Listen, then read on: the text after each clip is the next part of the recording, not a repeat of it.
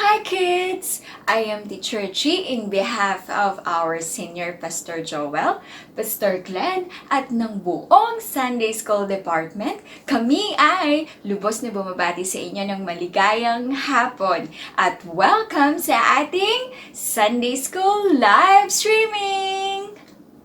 If you are a first-timer, please do not forget to comment down below your name para mag-greet namin kayo. But wait, there's more! You can also share the link of this video para marami pang ma-reach out ng mga bata at makapakinig ng Word of God. So, bago tayo magsimula, inaanyayahan ko na ang lahat ay yumuko at ipikit ang mata para sa ating opening prayer. Lord, thank you once again for this afternoon. As we go along on this live streaming, i-prepare niyo po ang aming mga puso upon hearing your word. Maitanim nawa ito sa aming mga puso at mai-apply namin sa aming mga buhay. Lord, ikaw ang mapurihan at ikaw ang maging sentro ng live streaming na ito. Ito po ang aming dalangin in Jesus' mighty name. Amen! Alright! Para sa ating praise and worship, sasamahan tayo ni Teacher Benjo!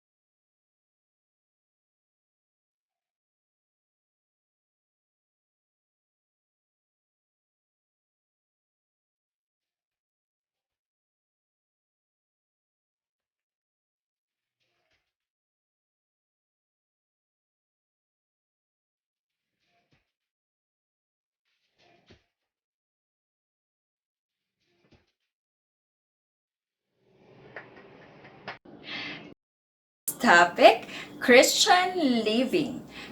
Keep our eyes on Jesus. Kung mamumuhay tayo bilang Kristiyano, we need to follow Jesus. If we are to follow Jesus, we must keep our eyes on Him or panatilihin natin ang ating mga mata sa Kanya. What do we mean by that, Teacher Lucy? Pasok!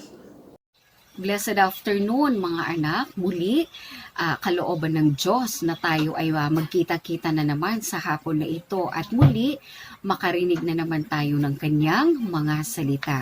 So this afternoon, buksan natin ang ating mga puso at isipan. Amen? Buksan natin yung ating mga spiritual ears, no? Sa pakikinig. Maging attentive tayo, mga anak. Nawa, hindi lamang natin ito papapakinggan, kundi ito ay ating isasabuhay. Amen? So this afternoon, ang ating topic ay keep your eyes on Jesus, no? Or fix your eyes on Jesus.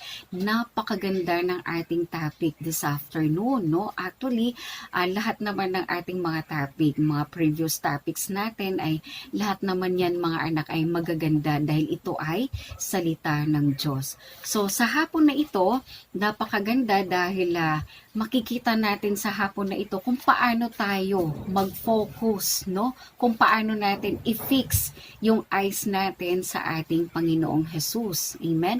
So basahin muna natin dito sa Mateo chapter 14 verse 28 hanggang 31.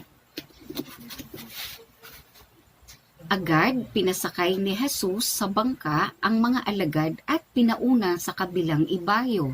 Samantala, pinauwi naman niya ang mga tao. Matapos niyang paalisin ang mga ito, mag-isa siyang umakyat sa bundok upang manalangin. Nag-iisa siyang inabutan doon ng gabi. Samantala, ang bangka ay nasa laot na, ngunit sinasalpok ito ng mga alon dahil pasalungat ito sa hangin.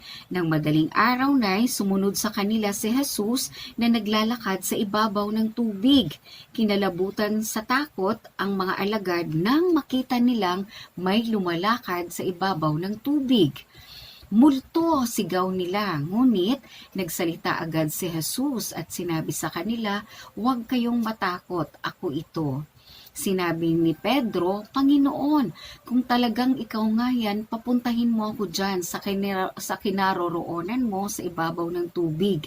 Sumagot siya, "Halika."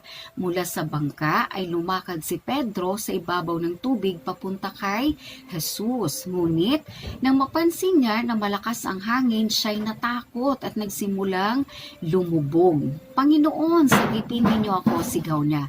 Agad siyang hinawakan ni Jesus, "Bakit ka nag-alinlangan?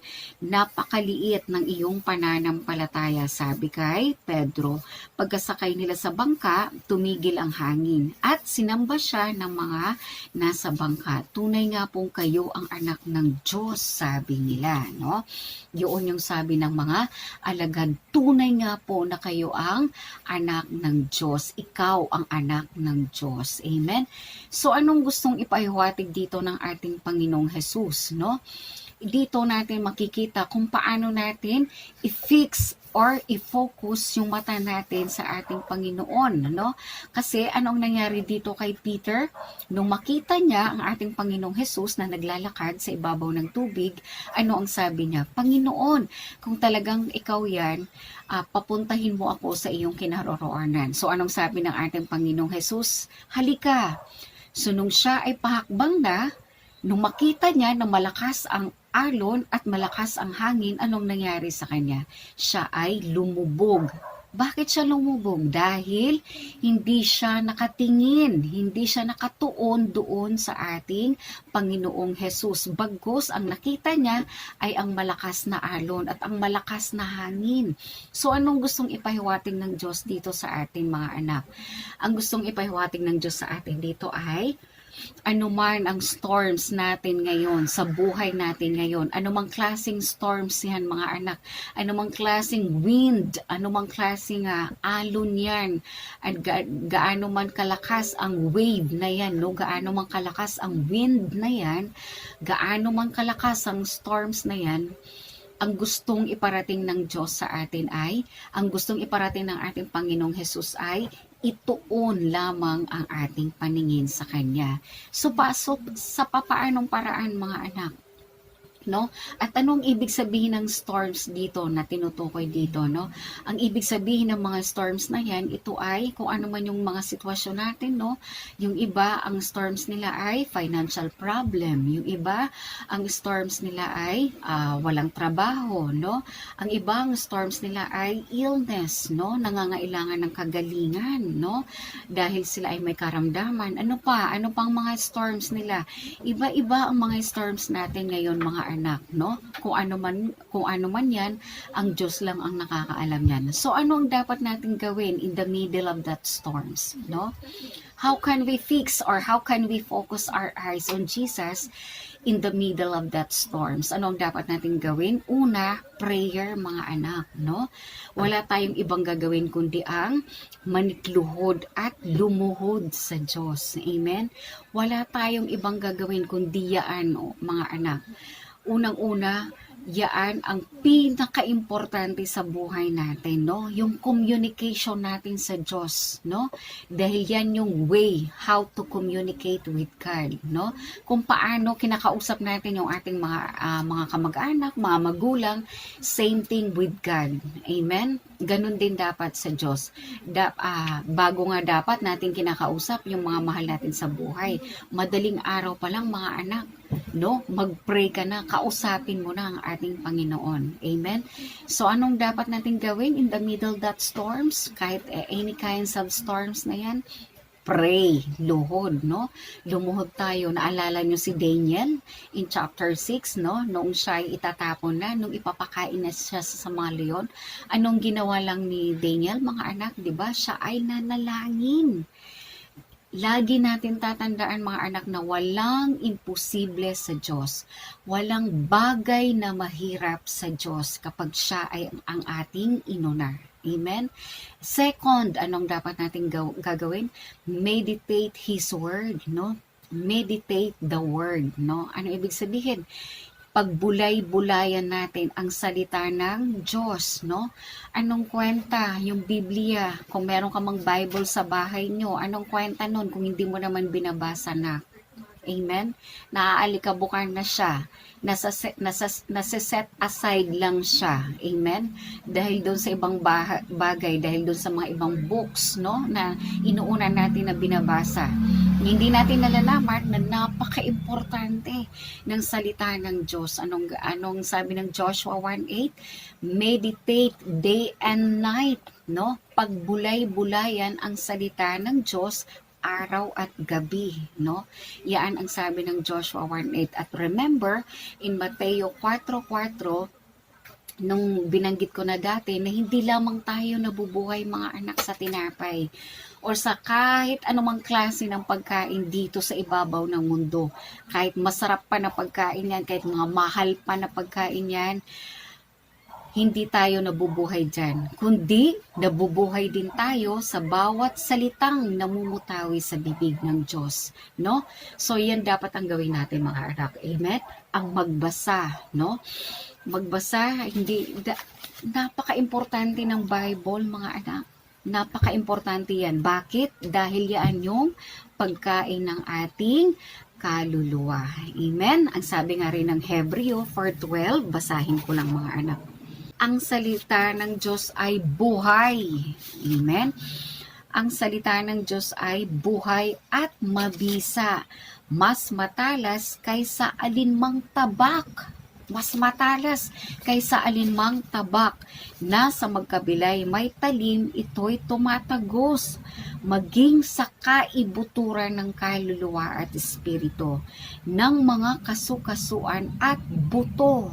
Amen? Talagang napakatindi ng salita ng Diyos, no? At nakakaalam ng mga iniisip at binabalak ng puso. Amen? So, ganun kabuhay ang salita ng Diyos. Amen? Hindi lamang siya libro na, no? Ito ay hindi lamang ordinaryong libro, no? Ito ay buhay.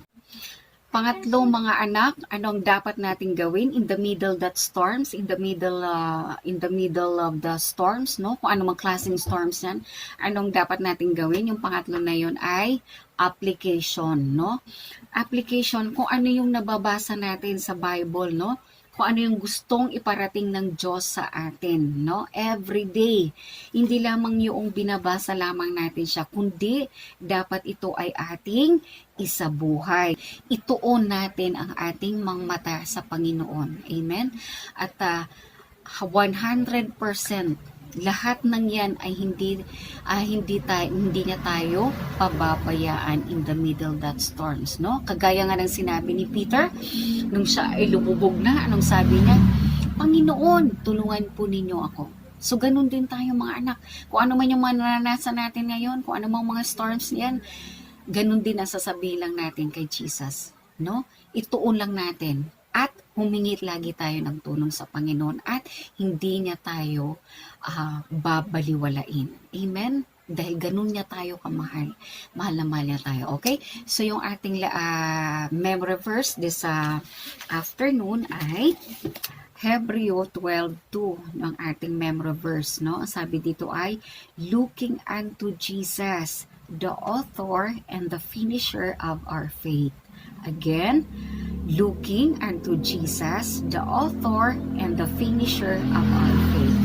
So, that's it for now, mga anak. See you on next week. Bye!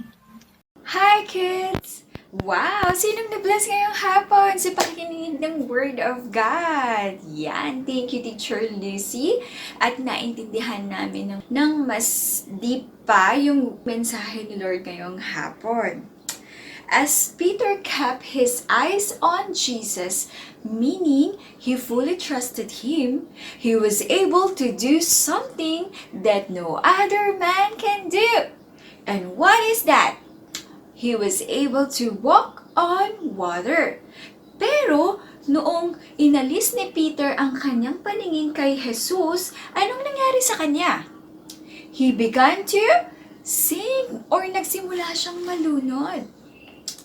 In this life, kids, it is normal to have problems. Merong sa moment ng life natin na dadaan tayo ng pagsubok. So, instead na mag-focus tayo dun sa negative side na nangyayari sa atin, why not strengthen our faith? Paano? I-focus natin yung ating mga mata or paniniwala doon sa Word of God, promises of the Lord, at ano pa yung magandang plano ng Diyos sa atin na makikita natin sa Bible. So, for our memory verse for this afternoon ay makikita sa Hebrew 12 verse 2. Looking unto Jesus, the author and finisher of our faith. For our closing prayer, kids, ini-invite ko lahat ng mga bata na sabayan niyo ako, okay? Let's close our eyes and bow our heads. Father, may we ask you to strengthen our faith in these difficult times. Inaamin po namin ang lahat ng nagawa naming kasalanan. Hinihingi po namin ito ng kapatawaran sa inyo. Kami po ay nagpapakumbaba sa harapan nyo, nawa ay linisin nyo kami sa aming mga kasalanan. Sinusuko po namin ang aming buhay sa inyo. Kinikilala po namin na ikaw, Jesus, ang Panginoon at ang aming tagapagligtas. Simula sa araw na ito, ikaw, Jesus, ang maghari sa aming buhay. Salamat sa krus, ikaw ay namatay bilang kabayaran ng lahat ng aming kasalanan. Tinatanggap ka namin, Jesus, sa aming puso. Maghari ka sa aming buhay. We declare your protection, Lord. We declare healing, Lord, sa mga bata at sa mga family na nanonood ngayon hapon sa amin. Maraming salamat po, Lord. In this we ask, in Jesus' mighty name, Amen! Kung may mga video kayong gustong balikan, kids, pwede nyo itong ma-replay by subscribing to our YouTube channel. Ang pangalan ng aming YouTube channel is JOV Children's Sunday School Ministry PH. Kaya, subscribe na ha! Okay, dito nagtatapos ang ating lesson for this afternoon. Aasahan namin na makikita namin ulit kayo sa susunod pa naming live streaming kids ha. Okay, bye!